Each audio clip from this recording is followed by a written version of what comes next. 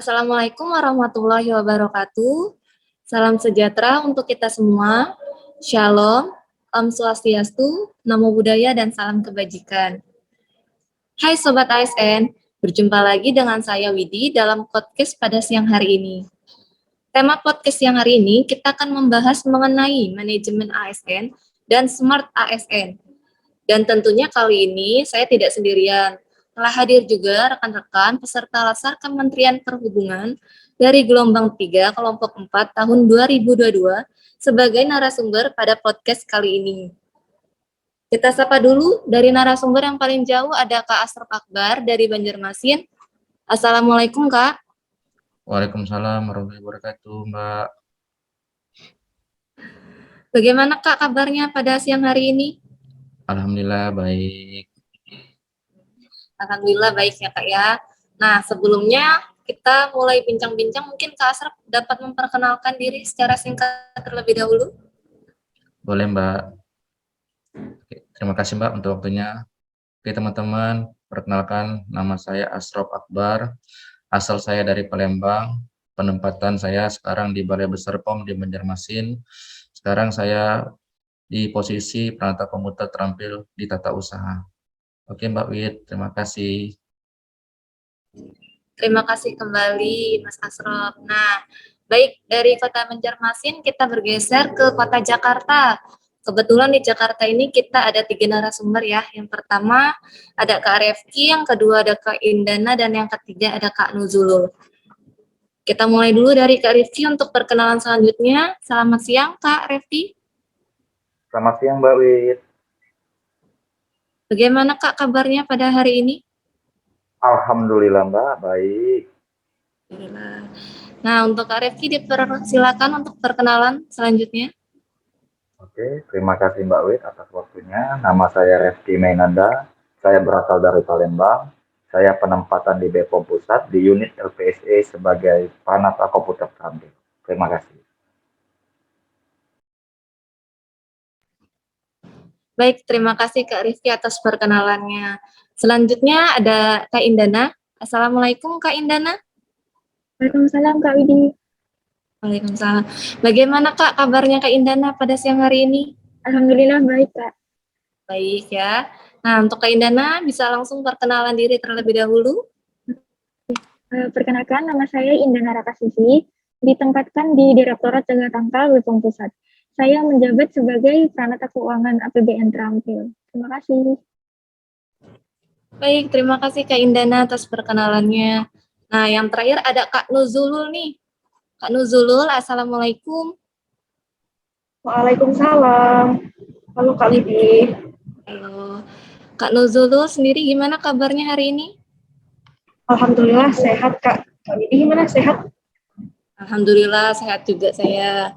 Alhamdulillah ya semuanya dalam keadaan sehat dan baik ya. Kak Nuzulul. Kak Nuzulul bisa memperkenalkan diri terlebih dahulu Kak? Ya, perkenalkan nama saya Nuzulul Wahyuningsih, asalnya dari Purwokerto, penempatannya di Direktorat Standarisasi Obat Tradisional, Suplemen Kesehatan, dan Kosmetik di Bepom Pusat. Baik, terima kasih Kak Nuzulul atas perkenalan dirinya. Terima kasih juga kepada narasumber-narasumber yang telah memperkenalkan diri secara singkat dan penuh dengan semangat ya. Nah, kali ini kita akan membahas mengenai manajemen ASN dan Smart ASN. Penasaran kan apa itu manajemen ASN dan Smart ASN? Makanya tetap stay tune terus di podcast ini ya.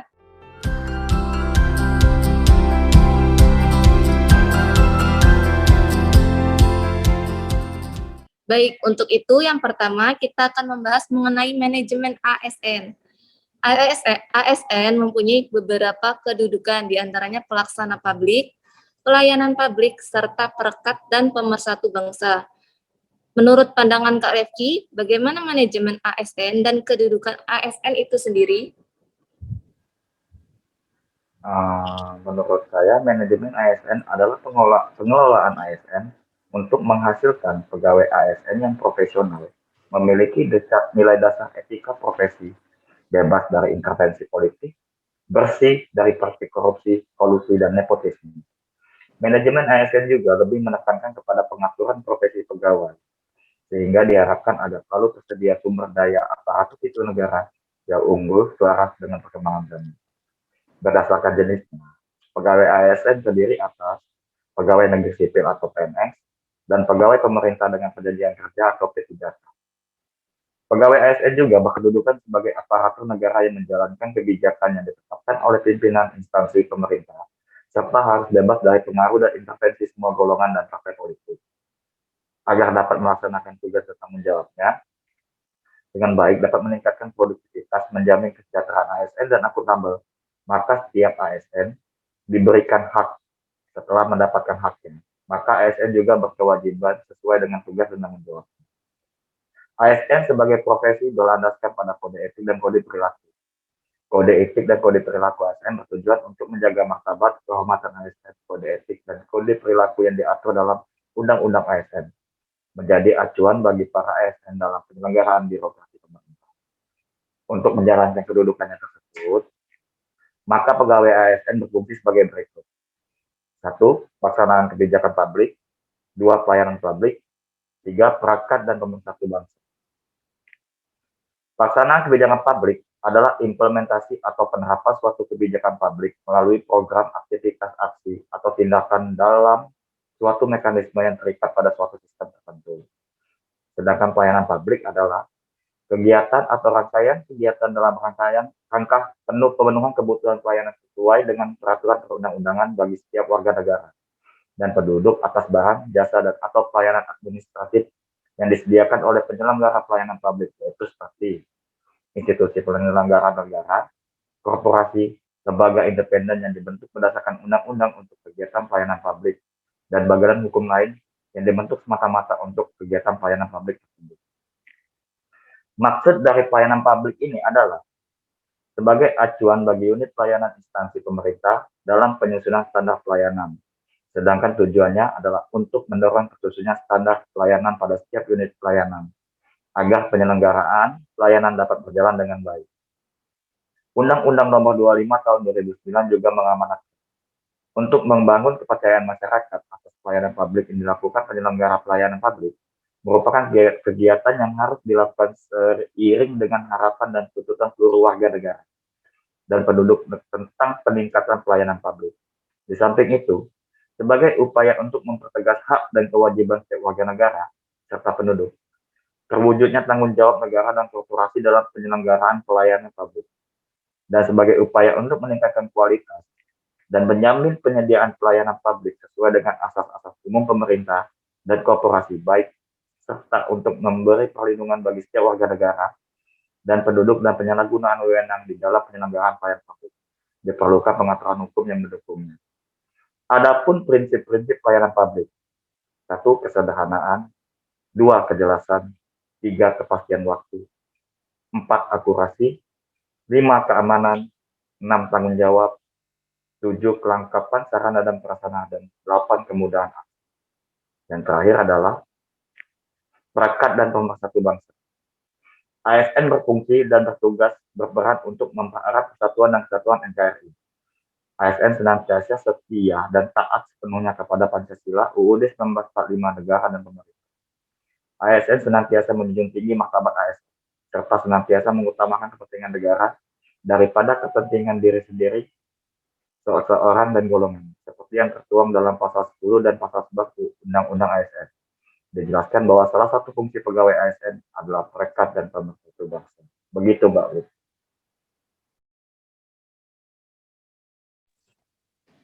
Baik, terima kasih Kak Rifki. Dari penjelasannya Kak Rifki, saya tertarik nih dengan kata-kata pelayanan publik. Apakah ada kiat-kiat untuk menjadi pelayanan publik yang baik itu seperti apa, Kak? Ada. Sebelum saya menjelaskan kiat-kiat menjadi pelayan publik yang baik, mari kita lihat videonya.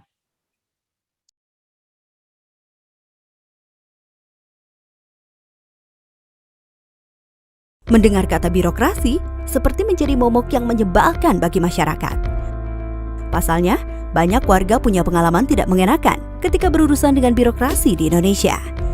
berbagai usaha dan inovasi telah dilakukan untuk menciptakan model penyelenggaraan pelayanan publik yang cepat prosesnya, murah biayanya, dan mudah persyaratannya.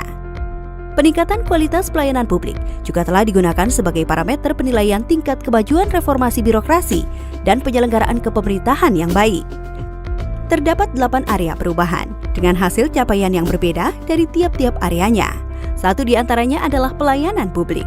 Program peningkatan kualitas pelayanan publik bertujuan untuk meningkatkan kualitas pelayanan publik dari masing-masing instansi pemerintah sesuai dengan kebutuhan dan harapan masyarakat di suatu daerah bahkan di Indonesia.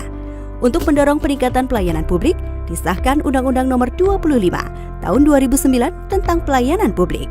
Undang-undang ini menetapkan standar pelayanan yang harus dipatuhi setiap penyelenggara pelayanan publik. Upaya-upaya peningkatan pelayanan publik telah dijalankan baik dengan sumber daya domestik maupun bantuan mitra pembangunan dari luar, seperti pemerintah Jerman, Amerika Serikat, Kanada, Korea, Australia. Beberapa inovasi pelayanan publik sudah mendapatkan penghargaan internasional, seperti penghargaan inovasi pelayanan publik yang diberikan oleh United Nations Public Service Award atau UNPSA kepada Kabupaten Aceh Singkil dan Kabupaten Sragen pada Juni 2015. Seiring dengan inovasi pelayanan publik, tuntutan masyarakat akan suatu pelayanan yang prima dan berkualitas akan semakin menguat. Dan penyelenggara pelayanan publik harus menanggapinya dengan inovasi pelayanan yang terus-menerus, sehingga kepuasan masyarakat semakin meningkat. Penetapan standar pelayanan harus memuat setidaknya persyaratan dan prosedur pelayanan, jangka waktu penyelesaian, biaya pelayanan, dan jalur pengaduan bagi warga yang kurang puas, sebagai masukan perbaikan kualitas pelayanan. Salah satu kunci agar pelayanan berkualitas terletak pada cara petugas memberikan pelayanan. Petugas pelayanan publik diharapkan dapat melayani secara komunikatif, ramah, profesional, dan berintegritas. Untuk itu, kegiatan penunjang juga perlu dilakukan, seperti pelatihan pelayanan pelanggan untuk petugas pelayanan, survei kepuasan masyarakat, serta pemberian reward dan punishment. Bagi masyarakat yang ingin memberikan respon, saat ini sudah banyak kepala daerah yang menyediakan nomor telepon khusus untuk menerima saran dan pengaduan dari masyarakat. Di banyak kantor pelayanan juga sudah terlihat adanya inovasi layanan seperti layanan keliling, layanan online, dan layanan satu atap. Hal inilah yang harus terus dipertahankan, bahkan dikembangkan oleh pemerintah pusat maupun daerah dalam memberikan pelayanan publik ke depannya.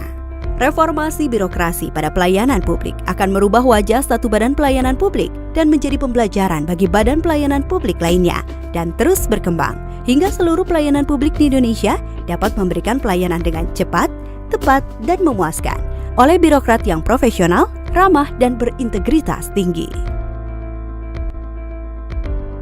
Seperti contoh seorang pegawai yang memiliki banyak pekerjaan di kantornya, harus meninggalkan pekerjaannya berjam-jam untuk memperpanjang surat kendaraan bermotornya, dan akhirnya tidak dapat menyelesaikan pekerjaannya tepat waktu. Tetapi akan berbeda apabila ia dapat membayar pajak surat tanda kendaraan bermotornya dengan cara drive-thru, yang hanya memakan waktu 10 menit dan pekerjaannya di kantor selesai tepat waktu. Menyenangkan bukan? Dengan adanya reformasi birokrasi di badan pelayanan publik, masyarakat dapat menghemat waktu berjam-jam sehingga bisa lebih produktif. Untuk mendorong penyedia pelayanan publik meningkatkan kualitas layanannya, maka pemerintah dalam hal ini Kementerian PAN-RB mencanangkan pembangunan wilayah bebas korupsi dan wilayah birokrasi bersih melayani (WBK/WBBM) di setiap instansi pemerintah. Melalui program ini diharapkan semakin banyak unit kerja pelayanan publik bisa menjadi zona percontohan. Pada akhirnya, setiap unit kerja terbebas dari praktek korupsi dan bisa melayani secara optimal.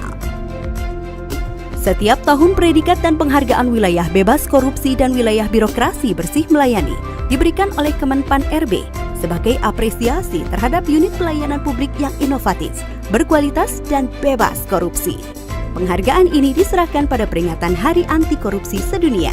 Tidak terlambat untuk memperbaiki pelayanan publik yang kita miliki dan memberi kepuasan pelayanan kepada masyarakat. Satu orang masyarakat yang puas akan memberitahu orang terdekatnya, dan orang terdekatnya akan memberitahu yang lain. Semangat melayani dengan cepat, tepat, ramah, dan profesional harus digalakan demi terciptanya reformasi birokrasi pemerintah yang lebih baik lagi.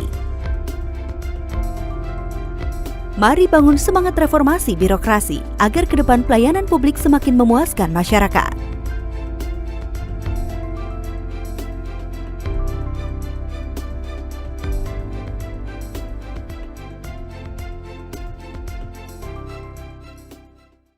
Sudah lihat videonya? Ya, pelayanan publik ada kiat-kiatnya yang berupa bersikap ramah, sopan dan hormat saat berinteraksi dengan pemangku kepentingan. Contohnya, saat sedang melakukan interaksi dengan pengguna layanan, tunjukkan wajah yang ceria dengan selalu senyum. Jika layanan yang Anda lakukan melalui telepon atau chat WhatsApp, gunakan kalimat yang sopan. Ada 3 magic word yang harus diingat saat melayani publik, yaitu ucapkan salam, maaf, dan terima kasih. Yang kedua, munculkan rasa antusias dan responsif untuk membantu pemangku kepentingan dalam memperoleh pelayanan. Contohnya, pandangan masyarakat terhadap pelayanan pemerintah masih terkesan lama dan berbelit-belit. Oleh karena itu, instansi pemerintah mulai memperbaiki pelayanan dengan menetapkan standar operating procedure atau SOP terhadap setiap layanan yang diberikan, sehingga pelayanan yang diberikan instansi pemerintah tidak boleh melebihi waktu yang telah ditetapkan. Kedua, ASN harus mampu melayani secara cepat dan tepat sesuai SOP yang telah ditetapkan dengan tetap memperhatikan ketentuan yang berlaku. Selain itu, layanan yang diberikan harus sesuai norma waktu. Artinya, melayani dan dalam batasan waktu normal untuk setiap pemohon yang diterima. Layanan yang diberikan juga harus tepat guna dan tidak berbelit-belit yang membuat pemangku kepentingan merasa tidak nyaman. Yang ketiga, memiliki kemampuan yang memadai. Yang keempat adalah berpenampilan menarik. Berpenampilan sangat diperlukan dalam menghadirkan pelayanan terbaik kepada para pengguna layanan. Karena dengan penampilan terbaik, tentu dapat memberikan kesan yang baik bagi pengguna layanan terhadap instansi kita. Dengan dilaksanakannya pelayanan prima, diharapkan dapat mencapai kepuasan penggunaan layanan melebihi ekspektasi yang diharapkan. Sehingga kesan masyarakat terhadap pelayanan pemerintah menjadi lebih baik. Terima kasih. Baik, terima kasih atas pandangan dan kiat-kiat yang telah diberikan oleh Kak Rifki. Sudah sangat jelas ya teman-teman ya. Nah, selanjutnya nih, yang saya ketahui ASN itu sebagai profesi pegawai pemerintahan pastinya mempunyai prinsip-prinsip yang harus dipegang. Menurut Kak Indana sendiri nih, prinsip-prinsip apa aja sih yang sebaiknya digunakan sebagai landasan untuk menjadi seorang ASN yang baik? Ya. ASN sebagai profesi berlandaskan pada 7 prinsip. Sebagai berikut, yang pertama itu nilai dasar. Yang kedua, kode etik dan kode perilaku. Yang ketiga, komitmen, integritas moral, dan tanggung jawab pada pelayanan publik. Yang keempat, kompetensi yang diperlukan sesuai dengan bidang tugas. Yang kelima, kualifikasi akademik. Yang keenam, jaminan perlindungan hukum dalam melaksanakan tugas. Dan yang ketujuh adalah profesional jabatan. Kemudian, saya itu mau membahas lebih dalam tentang poin ASN sebagai profesi berlandaskan pada kode etik dan kode perilaku. Nah, kode etik dan kode perilaku ASN bertujuan untuk menjaga martabat dan kehormatan ASN. Kode etik dan kode perilaku diatur dalam UU ASN menjadi acuan bagi para ASN dalam penyelenggaraan birokrasi pemerintah. Kemudian, kode etik dan kode perilaku ASN di lingkungan BPOM menjadi instrumen yang berfungsi sebagai early warning system yang mencegah terjadinya pelanggaran administrasi dan tindak pidana oleh aparatus sipil negara. Nah, kode etik dan kode perilaku ASN di lingkungan BPOM ini menjadi wahana untuk membangun citra positif pegawai BPOM di mata publik.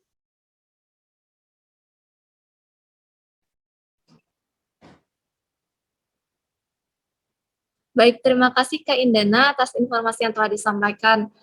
Udah dikasih contoh juga ya, implementasi yang dilakukan di lingkungan BPOM ya. Nah, selanjutnya ini kita kan tahu nih bahwa transformasi digital itu sepenuhnya didukung oleh pemerintah sesuai dengan visi dan misi Bapak Presiden Jokowi pada tahun 2019 sampai dengan tahun 2024. Nah, 5 visi Presiden untuk Indonesia diantaranya adalah pembangunan infrastruktur, pembangunan sumber daya manusia, keterbukaan investasi, reformasi birokrasi, penggunaan APBN fokus dan tepat sasaran. Menurut pendapat Kak Nuzulul sendiri, apa aja sih yang perlu menjadi bahan perhatian dalam menangani transformasi digital di era pandemi pada saat hari ini? Ya, menurut saya, sesuai dengan arahan Presiden yang telah disampaikan tersebut, beberapa upaya yang perlu dilakukan yaitu perlu adanya perluasan akses dan juga peningkatan infrastruktur digital. Jadi, dengan adanya data dari Kementerian Komunikasi dan Informatika, itu pemerintah dan juga perusahaan telekomunikasi ini telah menggelar jaringan kabel serat optik sepanjang 342.000 km di darat laut, serta jaringan tulang punggung atau backbone konektivitas teknologi informasi komunikasi.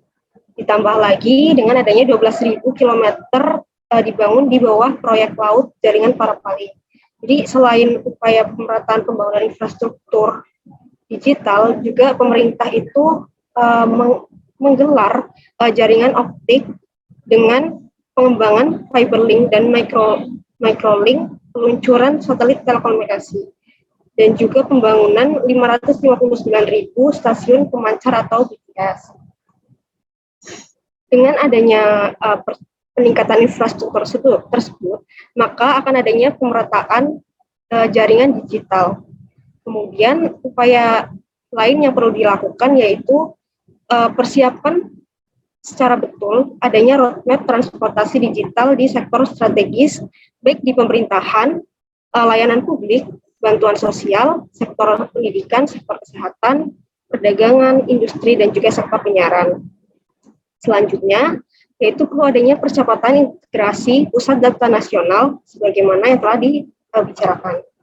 Kemudian perlunya juga persiapan kebutuhan SDM talenta digital. Jadi SDM talenta digital tersebut tidak hanya terampil sebatas mengoperasikan gawai saja, tapi juga cakap untuk menggunakan media digital dalam proses mediasi media digital. Kemudian yang berikutnya yaitu adanya persiapan terkait dengan regulasi dan juga skema pendanaan pembiayaan transformasi digital yang dilakukan dengan secara cepatnya. Itu Mbak Widi. Baik, terima kasih atas penjelasan dan informasi yang telah disampaikan oleh Kak Nuzulul. Sangat bermanfaat sekali ya teman-teman ya. Nah, selanjutnya nih, tentunya di era teknologi informasi saat ini kan memberikan kemudahan dalam melakukan segala hal. Banyak manfaat yang diperoleh dari kemajuan teknologi informasi. Salah satunya perkembangan pesat di bidang komunikasi.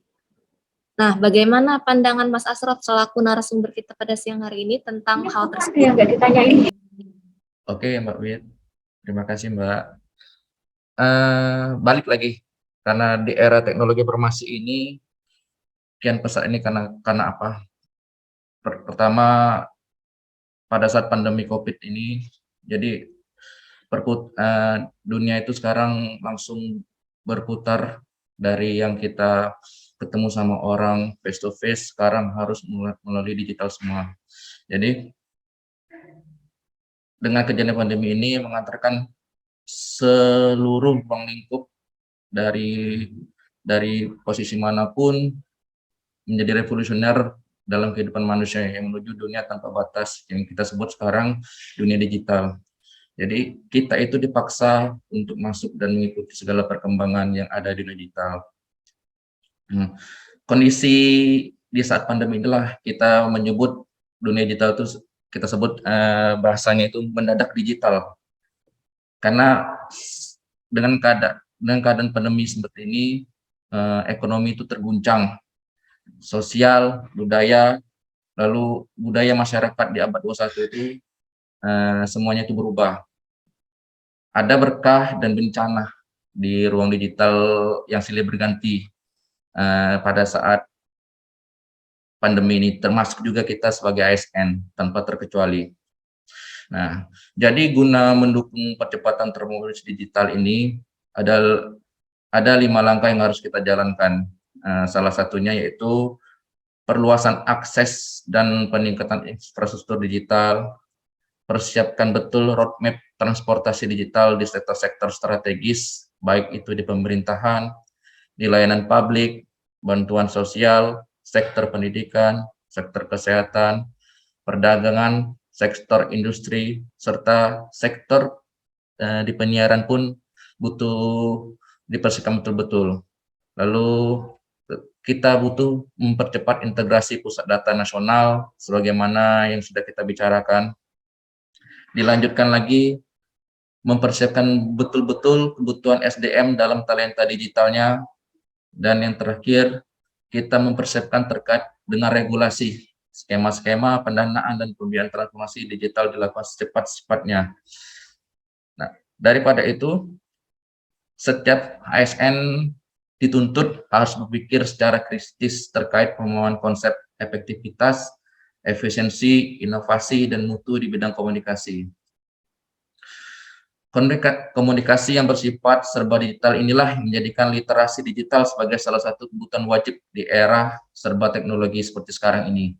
Sebagai contoh, jika ada seseorang ASN tidak mempunyai kemampuan dalam mengaktualisasikan nilai-nilai dasar literasi digital, maka ASN tersebut akan mudah terpengaruh dari penyebaran konten negatif, konten berbau hoax, ujaran kebencian, ataupun hate speech, perundungan, ragam praktik penipuan, hingga yang sekarang yang harus kita hindari itu ialah radikalisme. Di mana peran dan tanggung jawab kita sebagai seorang ASN itu sangatlah besar. Nah, di sini kita dituntut mempunyai kemampuan tidak hanya menggunakan komputer saja kemampuan kita perlukan, tapi kita harus mempunyai kemampuan lain. Literasi digital inilah yang dapat mengakses, mengelola, memahami, mengintegrasikan, mengkomunikasikan, mengevaluasi, dan menciptakan informasi secara aman dan tepat melalui teknologi digital. Lalu, benar yang kata Mbak Wita dibilang, berdasarkan arahan Presiden pada poin pembangunan SDM dan persiapan kebutuhan SDM, talenta digital, literasi digital ini berfungsi untuk meningkatkan kemampuan kognitif sumber daya manusia di Indonesia, agar keterampilannya itu tidak sebatas mengoperasikan komputer, tapi ada hal-hal yang memang dibutuhkan dalam literasi digital ini. Dalam literasi digital ini, kita mempunyai 4 pilar yang harus dikuasai oleh seorang ASN, yaitu terdiri dari etika, keamanan, budaya, kecakapan dalam bermedia digital. Poin pertama, etika. Wajib. Kenapa itu jadi poin utama? Karena etika bermedia digital itu adalah kemampuan individu dalam menyadari, mencontohkan, menyesuaikan diri, merasionalkan, mempertimbangkan, dan mengembangkan tata kelola etika digital. Arti dalam etika bermedia digital ini yaitu kita tahu etika dalam bersosialisasi dalam dunia digital. Misal dalam menyebarkan informasi, kita harus mencari infonya dulu, info yang valid, apakah benar informasi ini valid atau hoax, ya kan? Lalu karena kita sebagai seorang kita harus mempunyai pengetahuan dasar membedakan mana informasi yang mengandung unsur hoax atau tidak sejalan dengan yang diundang-undangkan oleh pemerintah. Etika ini kalau menurut saya memandang penting karena banyak orang dalam menggunakan sosial medianya tidak melalui etika sopan santun yang baik. Contoh misal kita ambil quotes atau kita ambil kata-kata yang bijak dari misal Mas Refki punya kata-kata bijak di Instagram. Saya copy paste ya kan ke Instagram saya. Tapi saya tidak mencantumkan caption dari mana saya dapat quotes itu. Itu kan salah satu bentuk kalau kita tidak punya etika dalam bermedia sosial. Ya, mungkin contoh singkat yang mungkin saya bisa contohkan dari etika dalam kita bermedia sosial. Lalu dalam literasi juga kita harus mempunyai budaya bermedia digital, di mana kemampuan dalam membaca, menguraikan, membiasakan, memeriksa, dan membangun wawasan kebangsaan itu harus berlandaskan nilai-nilai Pancasila dalam Bhinneka Tunggal Ika dalam sehari-hari. Ya, mungkin yang kita tahu